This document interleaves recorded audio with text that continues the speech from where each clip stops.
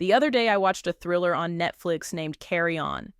Netflix describes it as an airport security officer races to outsmart a mysterious traveler, forcing him to let a dangerous item slip onto a Christmas Eve flight.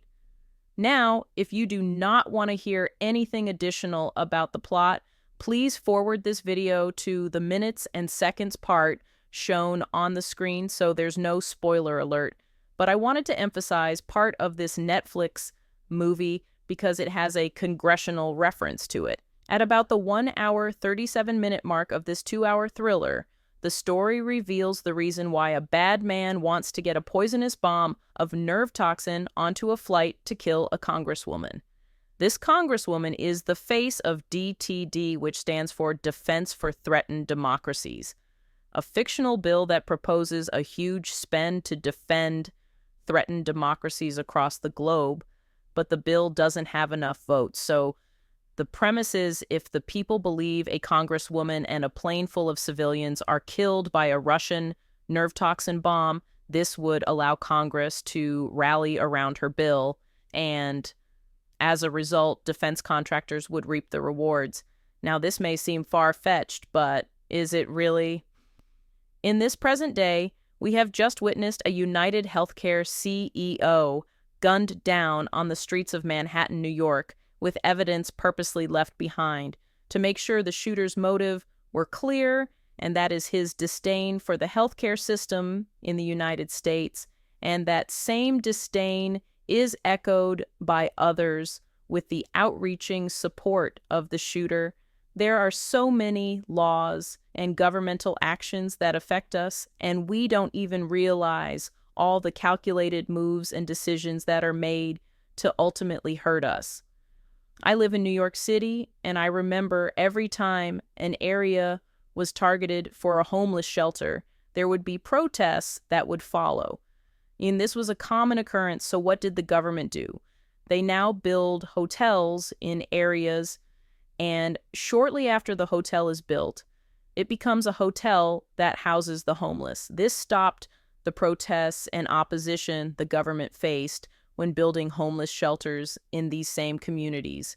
Now, don't get me wrong, I have nothing against homeless people, and we as a society have to deal with the situation, but I'm pointing this out to emphasize there are inner workings and decisions made that we, the people, may not even realize are happening, and it's up to us to equip ourselves with knowledge and to put the right people into office. This is why I created this channel, How Congress Voted. There are rich people and powerful people out here manipulating laws and legislation for their own good. Understand this and continue to enlighten yourself with alternative news sources so you can try to be cognizant of the doings of the rich and powerful. If we continue to keep living blindly, we will continue to be taken advantage of.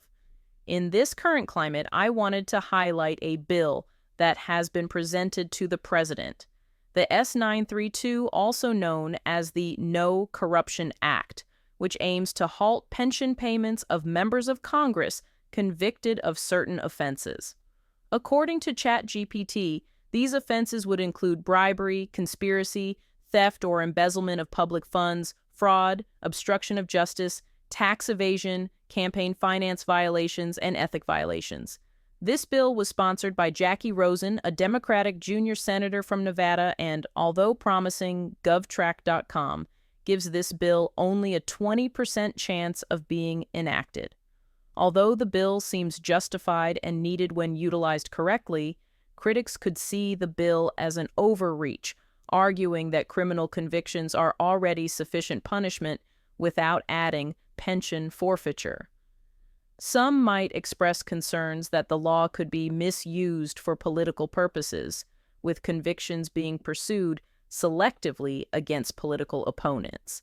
Another viewpoint is that since S932 only applies to federal convictions, critics could argue that it leaves out state and city level offenses and does not address broader systemic issues of corruption. I would love to hear your thoughts about anything concerning Congress. How do you feel about a bill passing such as the S932 No Corruption Act? If you believe in we the people, go to merchgorilla.com to buy this shirt to support the channel. Link will be in the description below. Let's stay informed and keep our eyes on Congress. If you do not know who your House of Representative is, I will provide a link in the description below that takes you to a website where you enter your zip code to find out who your representative is. Subscribe to How Congress Voted to get important updates on what's going on inside the walls of Congress and to track your congressperson so you are better informed when it comes time to vote. Like, share, and subscribe.